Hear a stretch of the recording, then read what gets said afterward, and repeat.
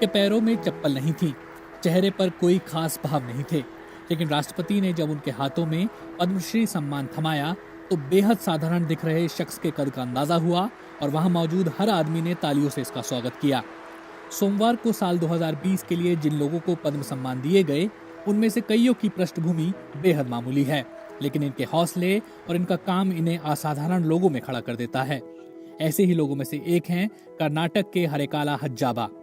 निरक्षर होकर भी शिक्षा का महत्व समझने वाले हज्जाबा ने अपनी जमा पूंजी से बेंगलोर के पास अपने गांव में साल 2000 में एक स्कूल खोला था।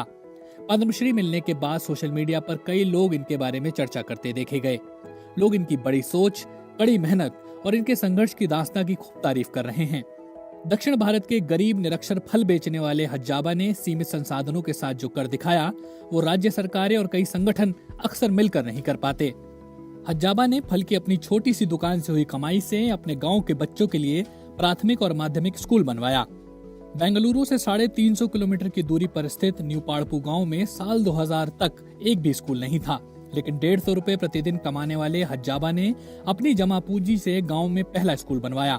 बीबीसी ने साल 2012 में जब उनसे पूछा कि स्कूल खोलने की प्रेरणा उन्हें कहां से मिली तो इस बारे में हज्जाबा ने बताया था, एक बार एक विदेशी ने मुझसे एक फल का नाम अंग्रेजी में पूछा, तब मुझे इस बात का एहसास हुआ कि मैं निरक्षर हूँ।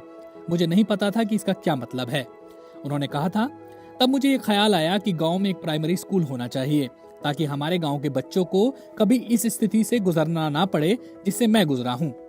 स्थानीय लोग हज्जाबा की इस कोशिश के लिए उनकी प्रशंसा करते नहीं थकते, लेकिन हज्जाबा के लिए प्रशंसा से ज्यादा जरूरी है वो मिशन जो उन्होंने शुरू किया है। साल 2000 में जब उन्होंने इस स्कूल की शुरुआत की तब उन्हें किसी से कोई खास सहयोग नहीं मिला था। इसके बावजूद उन्होंने एक स्थानीय मस्जिद से सटे मदरसे में ये स्कूल खोला और 28 बच्चों के साथ पढ़ाई लिखाई का काम शुरू करवाया। जैसे जैसे स्कूल में बच्चों की संख्या बढ़ी, उन्हें बड़ी जगह की जरूरत महसूस हुई। तब उन्होंने कर्जे के लिए अर्जी दी और अपनी जमा पूंजी से स्कूल की एक इमारत बनाने की शुरुआत कर दी। हज्जाबा की इस लगन को देखकर कई लोग सामने आए और उनकी मदद में जुट गए, लेकिन हज्जाबा के लिए काम अभी खत्म नहीं हुआ था। एक स्थानीय अखबार ने तब हज्जाबा की कोशिशों के बारे में लिखा था और सरकार ने उनकी मदद के लिए 1 लाख रुपए दिए। हज्जाबा ने बीबीसी से 2012 में कहा था, मुझे सरकार की ओर से एक पुरस्कार दिया गया जिसमें मुझे 1 लाख रुपए की राशि दी गई। इसके बाद लोगों ने भी मेरी मदद के लिए पैसे भेजने शुरू कर दिए।